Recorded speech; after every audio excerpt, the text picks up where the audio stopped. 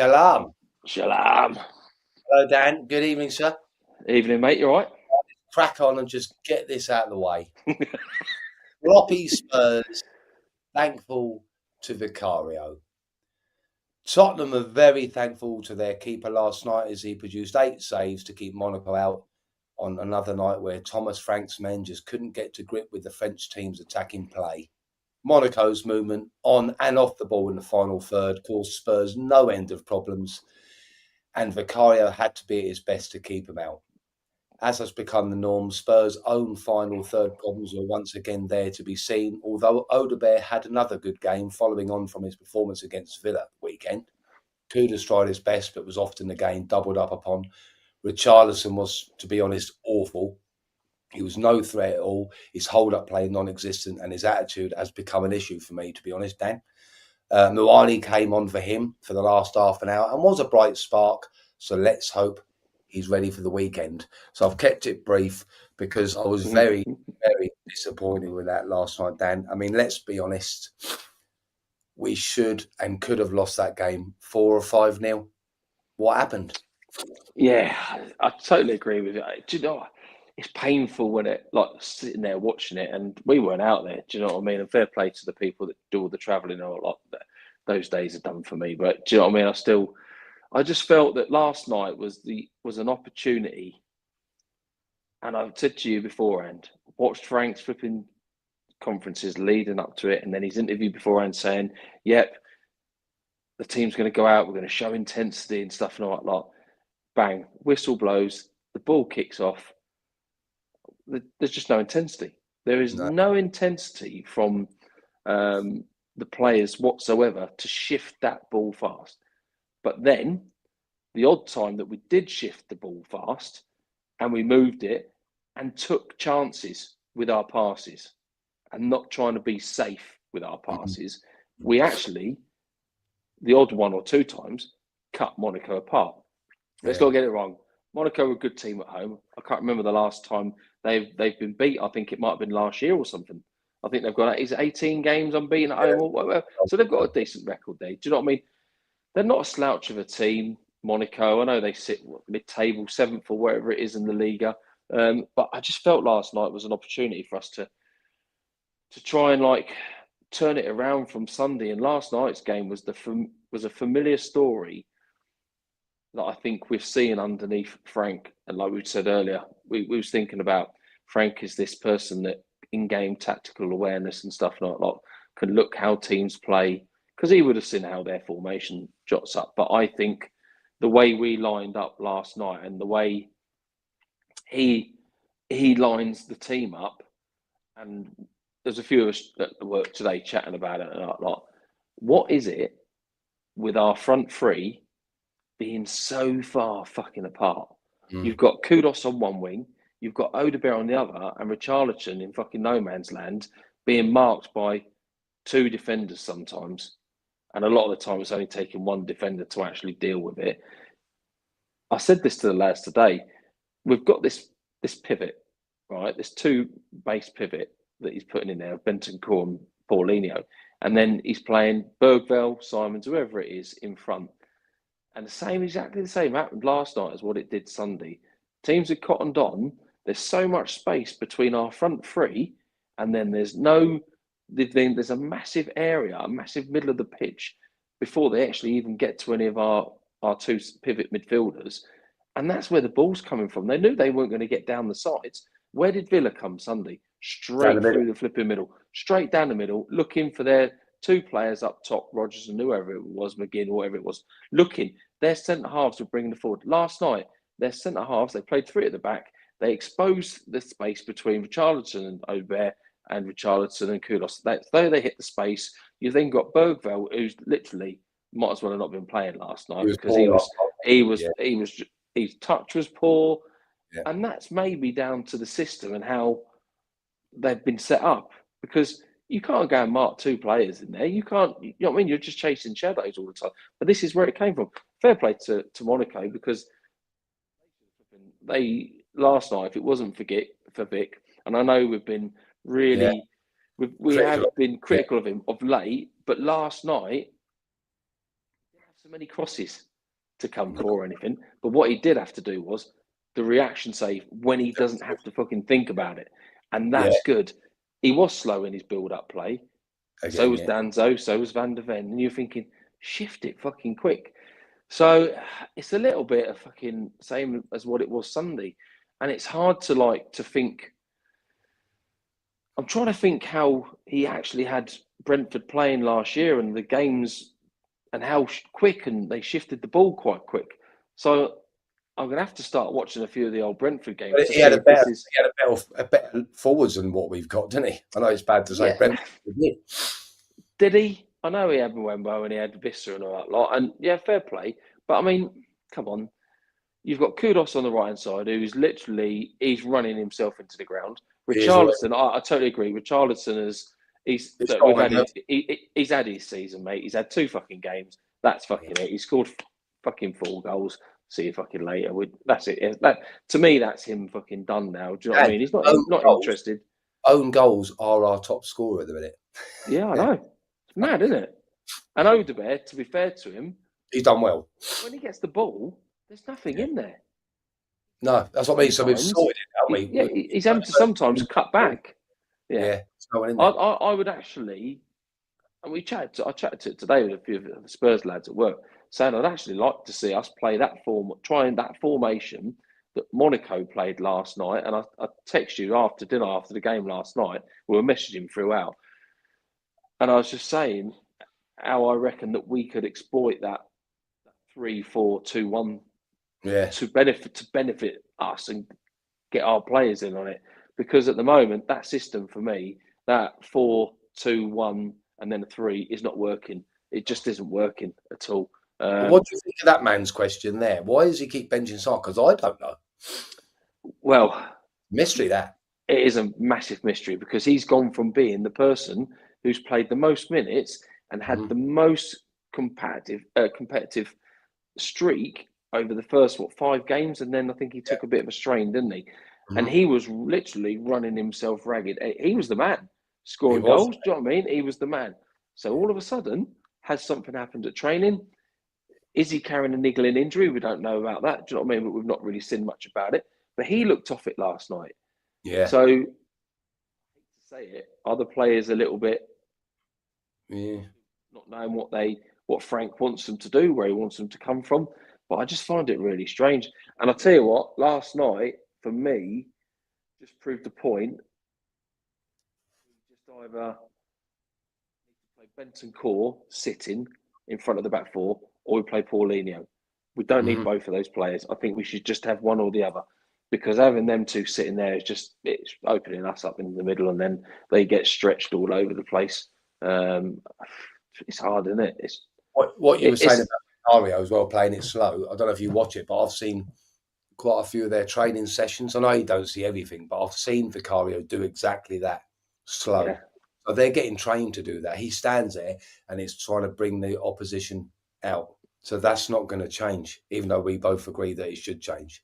Yeah. But I mean, there's 2 or 3 times last night, right, when I think either Vicario or Van der Ven or Danzo, one of them had the ball in the second half or whatever it was. And our front lot, I think it was Xavi Simons, was going, come on, move up, move up. He was literally going, come on, come up. Did you see that as well? Where, just walking.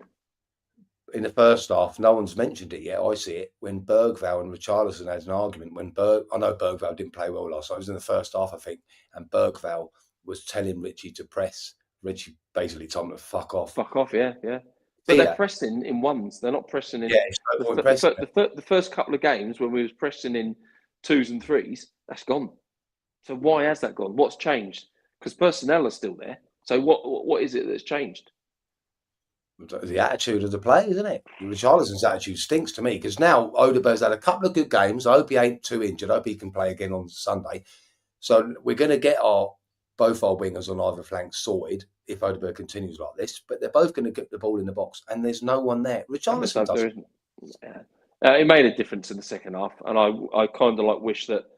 I understand why he's only given him 20 odd minutes, Marnie, but in that 20 minutes for me, more than Richarlison. And if Johnson was a bit of a better flipping Oh, that fluffed Or one, you mean? we had 2 chances, didn't we, to nick it? Essentially, we had two chances, but Shalom. mate, I Happy just think birthday to Lee. Shalom. happy birthday, Lee. Yeah, it's a hard watch at the moment, and it's a hard watch because I watched Newcastle the other night, and I know there's only playing Benfica, but fuck me, the speed, the turn of their play, the pace that they're playing, them Arsenal, we are well off it. We are, yeah. Well, we've got a load of hard fixtures coming up now, Dan. So Exactly. you know what I mean. There's not much more to say. It's baffling, isn't it? I've seen loads of people moaning, saying Frank out. I'm not Frank out. It's not his team yet. You know what I mean? But this is just typical Spurs. Right. In my eyes, how many games has he played? How many games has he had in the Premier League? Cup and night lot. What is it now? We're 3. Must be 12 games that we had. We had 12 games, so like he's only had that amount of money. That amount of time. Fuck me, he's not doing an Ange. We're not losing games fucking left, right, and centre. We're not losing by 3, 4, 5, 6-0. I was going to say, Chelsea, Dad, this is going to sound a mental question, but do you think it would have actually been better if we had lost 4 or 5-0 last night? Do you think that would have forced Frank into changing something? Sounds a bit mental, but sometimes. Yeah, but then I just don't. Because it could have easily been 4 or 5, couldn't it? Yeah, easily. They showed a bit of naivety last night, and they've got a young team they have there, so they showed a bit of naivety. But I just think if it had got stupid and we'd have lost to them last night by 3-4-0, I think there would have been massive heat on Frank from the crowd. It's shit at home anyway. The crowd's shit at home. Do you know what I mean already? So, what's that? There is loads. Yeah, but that's down to the manager, isn't it? Yeah, he's got. Yeah, if you can't be up for a Champions League game, but what are they expecting? Fucking, they need to press. You can't just let people come onto it. Do you know what I mean? The players. There's nothing. It's a horrible to watch. It's just not. And I've tried to stay positive this season, but the last 2 games against Villa and last night, I'm thinking they're sitting there and I'm thinking they're fucking games that we should be winning.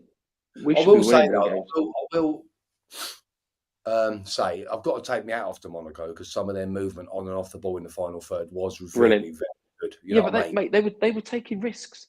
They're taking risks in their passes. I was thinking at the same time. Hang on a minute here. I was thinking, but they can be got out at the back by better teams than us. Do you know what I mean? The first team to have not fucking scored against them. Oh, yeah. What does that say?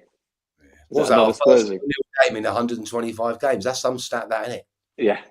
Just shows how mental it was under Ange. Fucking hell, yeah. Do you think they'll see an improvement on Sunday? I think I'm actually quite confident of that game. I don't know why. I've got no reason to be, but I'm quite confident.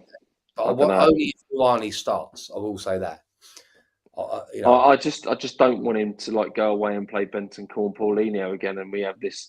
Our wide players are so wide that we are exposed as a team. Because there's no point. Was asked in his press conference the other day. I don't know if you see it, and he was asked. He actually did say fair play to the reporter who it was. Can't remember. He said, "Frank, you've got the defence sorted out. Blah blah blah. You've said about the final third problems, but quite a few of the Spurs fans are saying about this Bentancur and Paulinho pivot, and I think they're worried that with those two sitting there, there's no freedom of passing, not enough offensive passes for those two.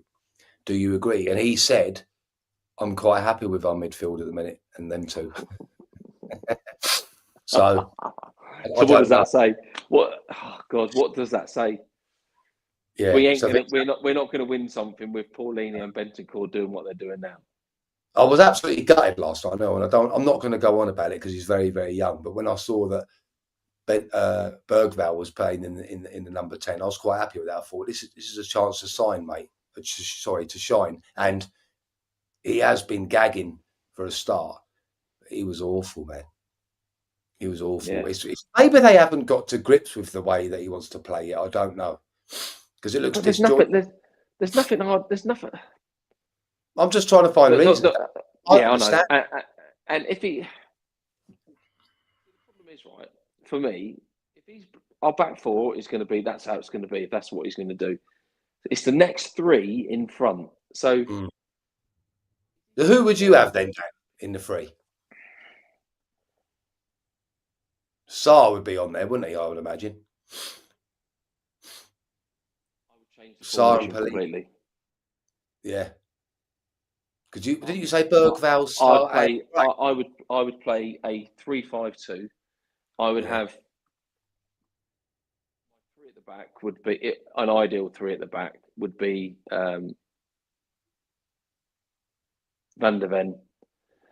I'd put Danzo in there and Romero, and I know that's using up our back three, but then I'm thinking about who we've got out, the young players and all that lot, and the Japanese guys. So I'm thinking, well, okay, we could get away with it. And then I'd have one sitting, and that would be Paulinho sitting in the front of those three. And then in front of there, I would have Sarr, and I'd have Archie Gray. Because Archie Gray, he did. And even when he went into midfield, he was the one that was snapping into tackles. He was the one that was saved us a couple of times. He saved us. And then the second half, when he went into the middle of the park, he was the one that was actually snapping into tackles. He was the one that was driving forward with the passes. So I would definitely have it. I like him anyway. I would have him, Sarr, and Bentancur as that. Paulinho. And then on my wide right, I'd have Kudos. And I know we're talking about wing backs here. I wouldn't. I wouldn't. I'd have Paro on the wide right as the right wing back, and I would probably switch Kudos to the left. And then in front of those two, I'd have Simmons and Bergvall, and then I'd put Rouhani up top. Yeah. It's just a different thought to me. It's just a different formation. Try something different because it's not working at the moment. It's a bit of a 3-5-2, bit of a 3-4-2-1 system. Well, he played against PSG. Yeah. And it was good, weren't it? I just think that if they're going to play 4-3-3, that needs to be flat. Yeah. Fucking arcing, pivoting shit, because if the front three are not going to stay in a straight line and be close and compact, then there's always going to be gaps. If our front three are if they've been told to hug the line, every team's going to go, well, actually, they've been told to hug the line. You can see it after a couple of minutes. Odegaard and flipping Kudos, if they've been told to stick out, every team's thinking, fucking hell, brilliant. We've got their wingers ain't coming in. They've just been told to stay out there. It makes it easy. Makes it easy for teams. They did last night and against Villa. I think the worrying thing for me is as well, like you got Kudos and Paulinho. They're going to get burnt out, man, because they're so important to the team. They have to play every single game, whether it be Europe or Champions League or Premier League, and it's a bit of a worry, that, isn't it? Yeah, and that's. I mean, you stick Van der Ven in that bracket. Yeah. Hopefully the thing is, when we've got when our players are not of a standard, then what can you do? Do you know what I mean? Especially with the games coming up now. I mean, it's a hard running. This 8-game running that we've got. I'll tell you what, flipping Arsenal at the end of it. If we end up in this is probably wishful thinking, but if we end up in the Champions League in a playoff thing, do you know what I mean? So the other teams qualify and we end up having to do a playoff. I think it's a 2-legged playoff as well.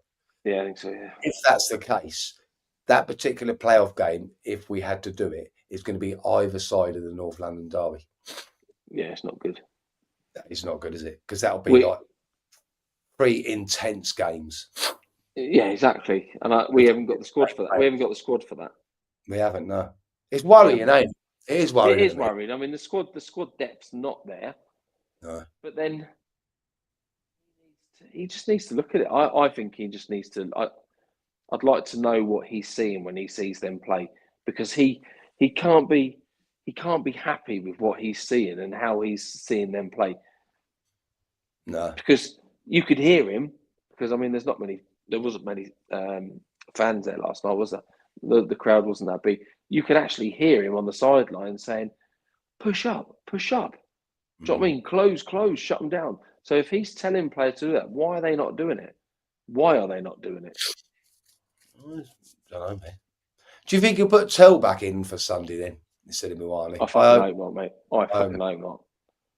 I'm sorry, I hope not. Milani needs to be given a chance here. And it has made me think I'm a bit naive because we were saying the other day if we was to get Semenyo in, we'd be cushy because there's not many strikers out there. But again, yeah, but if he's got that ball on, seen that's exactly where Odebear is. nothing in there. There is nothing. There's no threat, man. There's no striker. We've gone from Sunday, which were the best part. Quicker, isn't he? Nothing, eh? Semenyo is quicker and more powerful and stronger than what Odebear is. So he can likely, because I mean, there's a few times yesterday. Scores goals and all. Oh yeah, and Odebear just got pushed off the ball. Pushed off it. But I'm glad he's handled off it. I'm glad he's getting better. Yeah. You know what I mean? We need something. We need someone to start. We need someone to like just be a bright spark because we're a bit dull at the minute, aren't we? It's painful, mate. It is. It's painful. But I only found out tonight, Dan, that that's on the box as well on Sunday. Yeah, R4. Yeah, I didn't realise. So that's a tough place to go, but that'll be another test. And then we've got Newcastle Tuesday or Wednesday. Oh, mate, I cannot see us getting a result up Newcastle. I can't. I think the intensity crowd is just going to. Yeah, the crowds, how they play. They're not going to give us. They're not going to give us any time on that ball. They're going to be straight in on it. They'll be straight in on us, and we won't know what hits us. Basically, I don't think. I just can't believe the chalk and cheese. I don't think there's that much difference between Aston Villa and Monaco. Villa only had 2 shots on target. Admittedly, scored both. Monaco had 23 shots yesterday. 8 on target. 23 shots. I know. How many did we have? What do you have? 4? 4? 8 2 on target or something like that. Is it? Yeah. Not good enough, is it? That's horrendous, that is. I mean, but the thing is, we don't even get a chance to get in there and shoot because every team is always back in their position to stop us defensively. It's a hard watch at the moment. As I said on Twitter today, was it last night? I think it might have been this morning. I can't remember now. I put on there, unfortunately, I was talking to a few sensible, level-headed ones. There ain't many out there, Dan, believe me, on that Twitter. And I'll say, look, unfortunately, we're going to have to once again use the word patience, which Spurs fans don't like. And that's what I said to them. It's going to have to be the January window, which is notoriously difficult to get anyone, and the summer window. That's my personal opinion. Yeah. Actually, there's still players there that are an Ange buy and a Levy buy. So they're contracted, aren't they? Do you know what I mean? Well, somebody. Patel was got to be a Levy buy. Oh, he's definitely a Levy. I hope that Paratici pulls a few rabbits out there again. I think, Dan. Well, yeah. Anyway, you know. But the thing is, though, it depends where we're at come Christmas, come January. Yeah. You know what I mean? It depends if you're in the cup competition. What we were saying the other night. If you're still in cup competitions and you're still in the top 6 of the league and you're going to shout for something, then teams and players might want to come. But if you're not, if we play Newcastle next week, then has that got to be settled on the night? I think it has, hasn't it? Yeah, penalties if it's a draw. He'll go for penalties. I'd like to hope he plays Kingsley, to be honest. Yeah, it was a weird one from Vicario, wasn't it? Well, he's got to play Danzo Van der Ven because we haven't got any other centre halves. No, maybe he should give him a go, yeah. But I don't know because he said the other day when the report that I think it was the same press conference I was going on about a minute ago. The reporter said, "You must be impressed with how Vicario has responded to basically the 2 dodgy goals he let in the other day with that performance." He said, "Yeah, Vicario done very well," but he said, "I will say, in my opinion, that there wasn't 2 mistakes the other day. They were just great finishes." Fucking bollocks. So that does make me fucking question that. The bloke is literally a step from the post, left fucking post. He's outside of his fucking 6-yard box. He's dived and the ball's gone past him. How the fucking hell? You're not telling me that Cochrane's not got all replays of that and he's watching it from the fucking rear and they're going. Loads of people that record different things. Like one of it in the defence. I'll tell you nothing what I noticed, and I did notice it against, I think it was Villa as well. I don't care what people say, but I'm actually quite a big fan of the long throw because he can launch it. But what I can't understand is, have they trained it? Because I would have someone there at the edge of, say, 10 yards to flick it on. Because so many times he throws it in like a missile. Great throw. Yeah, it's right on the goal. So are you just saying, right, you're on long throws? Don't they practice it? Do you know? Have you seen that? When Yeah, they I've throw seen it it. in, 9 times out of 10, it gets headed back out. Yeah. You've got to practice, haven't you? Like flicking it on and that, surely. Because that is a mental throw. You've got to make Well, the yeah. most of it. Well, they would. You'd like to think they'd be practicing it, wouldn't you? Yeah, yeah. There It's ain't just much more to say, Dan, is there? It was just keep nah, it it's just. short. I mean, yeah, exactly. But everybody. The thing is, right? We're not here. We're not here to slag fucking players off. And Nah, at the end of the day, we just want to chat about the game and what were our thoughts of it and all that. And people got questions, and we'll answer them. But there's not too much that you can say at the moment. We seem to. I we just don't got out. like the way. Yeah, we have got out of jail. We've got a point, and to me, you either draw. But Away if you games got if if you you can. can't win, You try don't and get. lose. You don't lose. You don't lose your away games, and getting a point, maybe a point that gets us if we win our home games. So that's the way It's you the got to look at it. Copenhagen one at home. Yes. We Yeah. have to win that. No draw Yeah. business. It's got to be Yeah. a Yeah. win. No, we have to. Yeah. Then it suddenly looks a lot brighter, don't it? Yeah. Well, did they not say that 15 points guarantees you to get Yeah. into the top 8? 16, yeah, yeah. So who have we got left to play? We've got I don't think we're going to get in the top 8. Copenhagen, Frankfurt, PSG. which didn't look very good last night, and PSG. Is that it? I haven't looked at one. I know we've got PSG. I don't think we're We've getting. got another team, haven't we? I'll have to have a look on the old fixtures here. Let me have a look. Let me just see if I chat it into here. Can I chat it into here? Oh, Bruges. It's lovely to meet you. Spurs. I'm chatting to someone on it. I've just rung someone. It's Bruges, isn't it? Club Bruges. Spurs Champions League fixtures. They probably come up with a laughing emoji. Because I don't think we're going to stay in it long, are we? Searching No, not right, playing we've like got- that. Oh, it's given us the 16th September. We've played that one. Played that one. Yeah, Copenhagen, Yeah, PSG, away, home to Slavia Prague, that's it. Slavia Prague, not Bruges. home to Borussia Dortmund, Ah, away, yeah. away to Frankfurt. Oh, okay. So yeah, maybe a point out of that. Are Dortmund still decent, are they? They must be, yeah. Well, I think they're still capable of turning us over. Yeah. Well, that's what I mean. But if we get a win against Bruges, Copenhagen. it suddenly looks better, don't it? Are we away to Frankfurt? Yeah. We're actually better away though, because this home form's also getting a bit worrying for me. It's terrible, isn't it? Yeah, it's terrible. No, I've never seen the ground so poor. The atmosphere is poor, ain't it? Yeah, really poor. Oh, we'll have to just wait and see, Dan. We'll just have to brush that one off. Yeah, definitely. We'll see what. Yeah. And 3 games Champions League. Did somebody pick it? Yeah, it was Odegaard when he picked an injury up. Yeah, I haven't heard nothing about that. He said he didn't know. But yeah, He looked tired though, didn't he? Doesn't take risks though, which is a good thing with Thomas Frank. If a player's got a little bit of niggle off, which Yeah, definitely. Yeah, that's I mean, right. Like, give those other players a chance.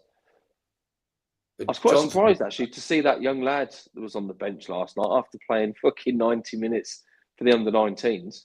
Who was that? Barnett. Oh, was it? Yeah, he played earlier in the day, didn't they? They beat their under-19s. It shows how thin our squad is of all the injuries, Dan. Well, I suppose you've got to have so many English players, and you're something like that. Yeah, I think so. But yeah, bit of luck, flipping. Bit of luck. We have Kulusevski. I've been watching. Madders has been beasting himself in the Jiminy.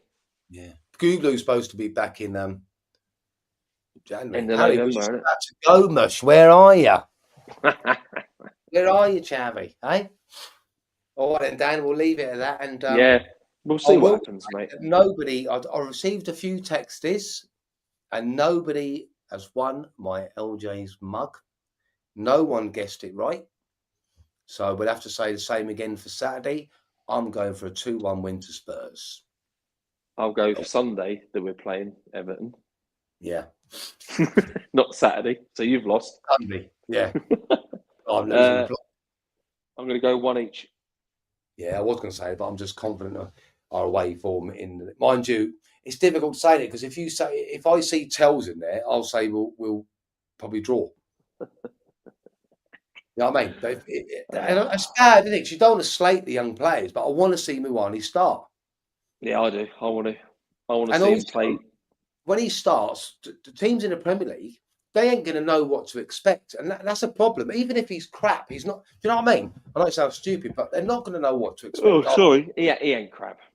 He's not He's crap. good. I like him. He's a good player. He proved it last night. Flipping heck, he's been out for ages. Come on, he's done more in that time last night in that 20 minutes than what Richarlison's done the last 2 or 3 games. I think I've done more than Richarlison. I was on my sofa. Yeah. All right, Dan, cheers for coming on, yes, mate. That's fine, mate. Yes. Shalom. Come on, you Spurs. Shalom. See you later.